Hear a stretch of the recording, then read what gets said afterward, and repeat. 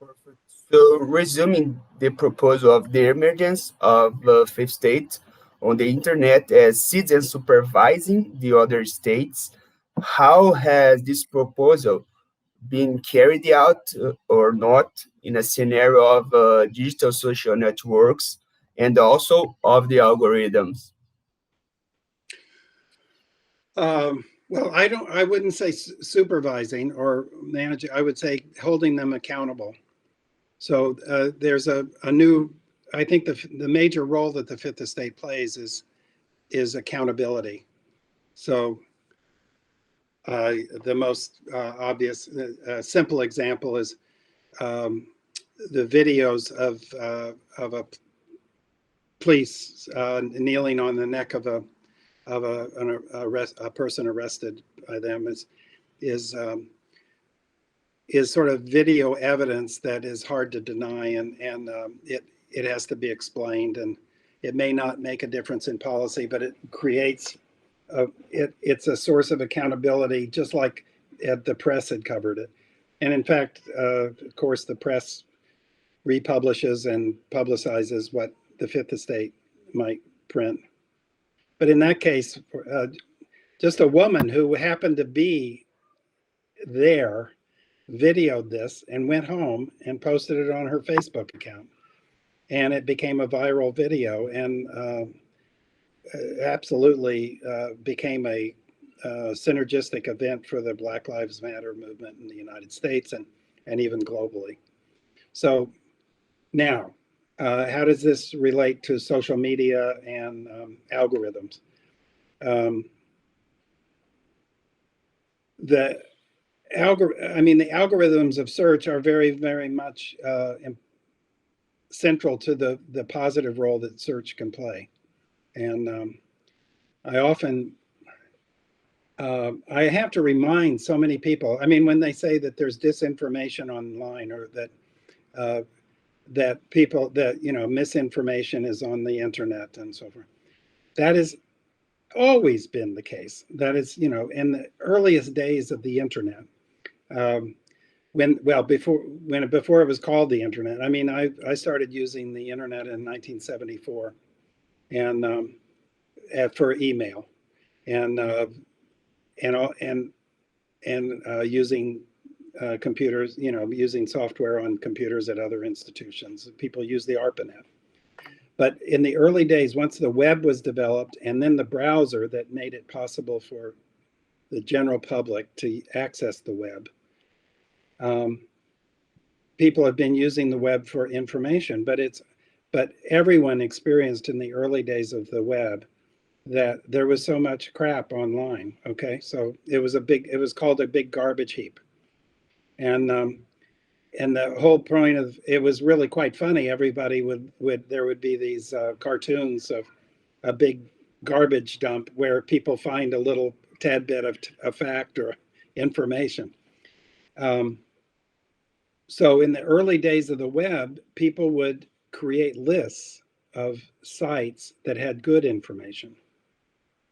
They would I might create a website where I post information about politics, and I curate that information, and then there's a web page of good information. And then what people did with that were web, you know, were very fascinated by the web. They would get these lists, and then people would share the lists and so forth. And some of those lists became the basis of the first search engines. All right. And so the search engines were central to creating what might be called a recommender system. Instead of if almost everything online is either irrelevant or junk or misinformation, whatever. So you want something to recommend the best information available or good information that is online. And the algorithm of search in most cases is to use indicators of the value of the information, whether people link to it, whether they view it, whether they other pages of good quality information are linked to it. These are parts of an algorithm of search that tries to find information that's most relevant to an individual. And most people who use the internet get this, that it works pretty well. If they want to order a pizza, or they want to order a book online, or they want to find a fact, or they want to check facts. I mean, the first place they go is the internet because they can do it so quickly, and they use it works. Now the thing is, there's always a cat and mouse game between people who are malicious users of the internet or want to game the internet, and the search engines who want to try to ensure that it works in the way it's intended to work. And so obviously some misinformation, and of course sometimes, like a conspiracy theory, if somebody wants to look for the QAnon group or whatever, they can find them on the web, and there's no problem with that. And that's called freedom of information, and the best way of dealing with misinformation is to address it with good information, and to debate, and to ensure that people are well informed. So now there are, well, I don't know if you want me to go into this, but I think the major aspect of the algorithms of search that are claimed to undermine, well, I would say they would be claimed to undermine a fifth estate or an independence of search, is this notion of a filter bubble. That so that if I am viewed as a liberal Democrat or a conservative Republican in the United States, then I may be only fed information that's of relevance to my political persuasion, and therefore the filter bubbles actually lead to people becoming more polarized and more narrow in their opinion. And that's just, I think that is wrong in several respects. First, most people who look at filter bubbles are looking at the logic of the internet or of search, rather than what users actually do. And when you look at what users actually do, which we did, we surveyed 7 countries and about their use of the internet for getting access to political information. And we found that in every one of the countries, those people interested in politics usually looked at 4 or more than 4 different sources of information, one of which being online. And online, they looked at more than 4 different sources of information online. And so to say that all of those sources are in the same filter bubble is ludicrous. That's not the case. So it's a technologically deterministic viewpoint that misses the point of the actual behavior of users. If you're interested in Brazilian football, well then you look at everything you can you keep in touch through social media and the web and television and radio and talk to your friends about it. And so the idea that you'd get fake information about who won the game or is pretty far-fetched, because people recognize, they say, oh, well, there's some junk on the internet, but I know what actually happened because I saw it on another source on the internet. Yeah. So the filter bubble is, I think, not a fundamental criticism of the web. I think what we do find is that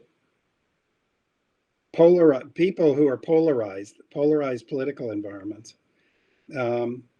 people of the left or right who are really caught in this sort of polarization process, tend to decide for themselves only to look at what they agree with. So the primary search engine for them, or the primary algorithm for them, is themselves. So they are the algorithm. It's not the search engine or social media that's and they're and we actually have published a paper recently that well, it's not published yet, but it's in press, and it's the we tried to look at populism, and if populist, most people are populist now, actually, in the sense that most people feel that they have enough information that they should have some say in what is going on, and that their views should be considered, and that they should and solicited, but and that they don't necessarily trust in giving all the authority to politicians and experts to make decisions. They think because they know enough about politicians and others to realize that they are a human as well, and that they're not they often make mistakes, and you know, who could watch Trump and think that that you want to trust everything that any politician necessarily says or what. So in that sense, more people are popular. The populists we saw in all 7 countries were more likely to look at multiple sources of information and so forth. The people who didn't look very much were those people who were, I think, polarized on left or right, and they tended to be younger, not older. The ideas of populists are old people who are you know, revolutionaries or something. It's the people who are polarized on the left or the right are often younger and much more likely to be limit themselves either by watching one podcast or one favorite podcast that they feel that is in line with their views, or not looking at multiple sources.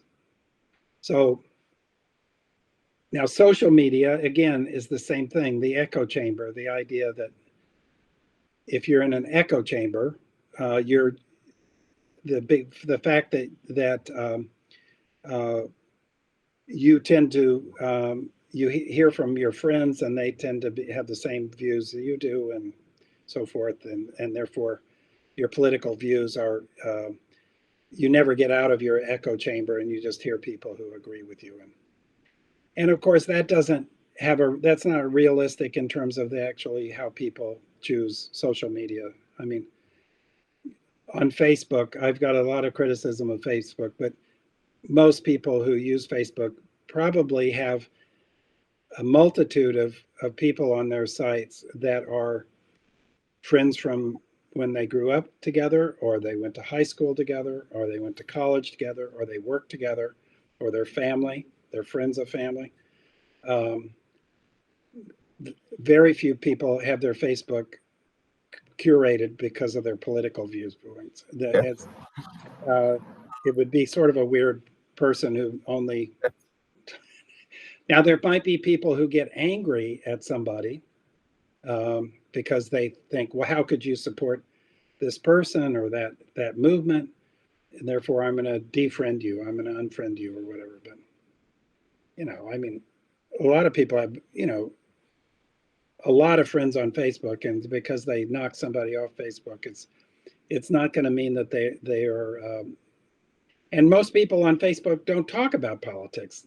I mean, if I post a video, a picture of my dog, I get a lot of shares and a lot of likes.